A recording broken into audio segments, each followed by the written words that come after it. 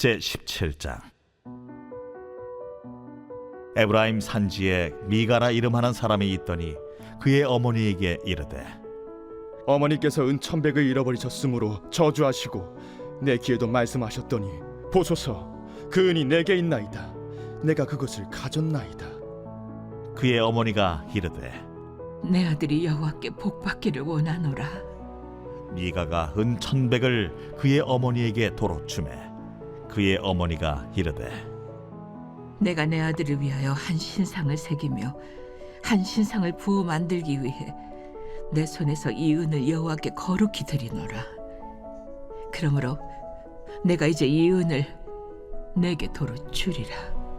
미가가 그 은을 그의 어머니에게 도로 주었으므로 어머니가 그 은 200을 가져다 은장색에게 주어 한 신상을 새기고 한 신상을 부어 만들었더니 그 신상이 미가의 집에 있더라. 그 사람 미가에게 신당이 있으므로 그가 에봇과 드라빔을 만들고 하나들을 세워 그의 제사장으로 삼았더라. 그때에는 이스라엘에 왕이 없었으므로 사람마다 자기 소견에 옳은 대로 행하였더라. 유다 가족에 속한 유다 베들레헴에 한 청년이 있었으니 그는 레위인으로서 거기서 거류하였더라. 그 사람이 거주할 곳을 찾고자 하여 그 성읍 유다 베들레헴을 떠나 가다가 에브라임 산지로 가서 미가의 집에 이르매 미가가 그에게 묻되, 너는 어디서부터 오느냐?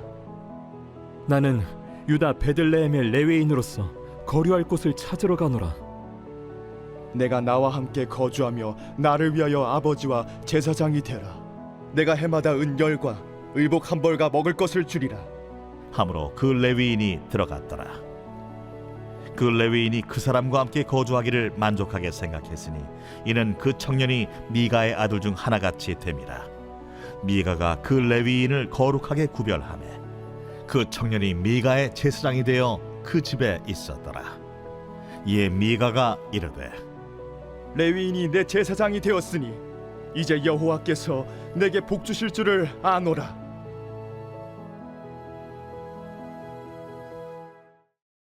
여러 사사들의 이야기가 기록된 사사기 1장부터 16장에 이어 오늘 함께 읽은 사사기 17장부터 마지막 21장까지는 사사기 말씀의 결론에 해당됩니다.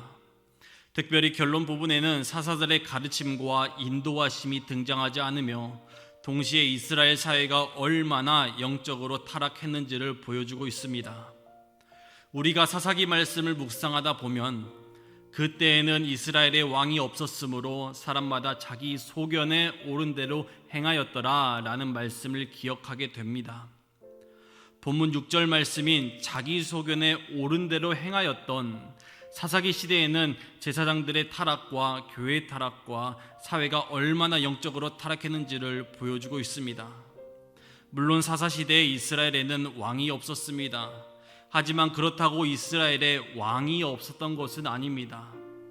이스라엘은 여호와 하나님을 왕으로 모신 백성들이었습니다. 하나님을 왕으로 보시고 하나님의 뜻대로 살아가야 하며 자기 마음대로 살면 안 되는 백성들입니다. 그럼에도 불구하고 당시에 왕이 없었다고 말하는 것으로 보면 당시 이스라엘 백성들의 영적 상태가 어떠했는지를 실감하게 해주는 것입니다. 즉 그들은 하나님을 왕으로 모시지 않고 우상을 왕으로 모시고 있었던 것입니다. 하나님이 계셔야 할 우리 삶의 중심에 다른 것을 올려놓게 되는데 그것이 바로 우상인 것입니다. 그러므로 성도 여러분, 하나님의 말씀을 떠나 다른 것을 따라 사는 것 역시 하나님을 섬기는 것이 아니라 우상을 섬기는 일임을 깨달아 알기를 소망합니다. 귀한 아침, 내가 주인 삼은 모든 것 내려놓고 우리 하나님의 말씀에 따라 살아가기를 다짐하는 복된 시간이 되길 소망합니다. 사사기 17장에서는 한 가정이 영적으로 얼마나 타락했는지를 말씀을 통해 보여주고 있는데 바로 미가라는 한 사람을 소개합니다. 본문에서 말하는 미가는 우리가 알고 있는 미가서의 예언자하고는 다릅니다. 에브라임 산지의 미가라고 하는 사람 가정에 문제가 생기게 됩니다. 미가는 어머니의 은 1,100을 훔쳤습니다. 그러나 어머니가 돈을 잃어버리신 것을 아시고 저주하시게 되자 아들인 미가가 은 1,100을 어머니에게 도로 드립니다. 그러자 어머니가 은 200을 가져다 은장색에게 주어 한 신상을 새기고 한 신상을 부어 만들었습니다. 여기서 미가의 모친이 우상을 만든 것은 자기 아들 미가에게 화가 임하지 않고 오히려 복이 임하기를 기원하기 위해서였습니다. 그래서 미가는 그 신상을 가져다가 자기 집 신당에 놓아두고 아들 중에 하나로 제사장을 삼기까지 했습니다. 하나님께서 출애굽한 이스라엘 백성들에게 주신 십계명 가운데 절대로 우상을 만들지 말고 형상도 만들지 말며 그것들에게 절하지 말라고 말씀하셨음에도 불구하고 미가는 자기 집에 신당을 만들고 신상을 새기고 자기 아들 하나를 제사장으로 세웁니다. 이 모든 것은 자기가 보기에 옳은 대로 생각하고 행동을 한 모습입니다. 저는 사사기 17장을 통해 두 가지를 묵상하게 되었습니다. 먼저 미가라는 사람의 이름 뜻을 살펴보니 여호와 같은 자가 누구인가 라는 뜻으로 그 이름만 보면 매우 경건한 사람처럼 보여집니다. 그러나 실제로 그는 경건과는 전혀 거리가 먼 사람이었습니다. 그는 어머니의 돈을 훔칠 정도로 타락했으며 신상을 숭배한 사람이었습니다. 즉 미가는 전혀 자신의 이름에 걸맞는 삶을 살지 못함을 보게 됩니다. 그렇다면 본문의 미가만이 그 이름에 걸맞는 삶을 살지 못한 것일까요? 그렇지 않습니다. 우리의 이름을 생각해 보길 원합니다.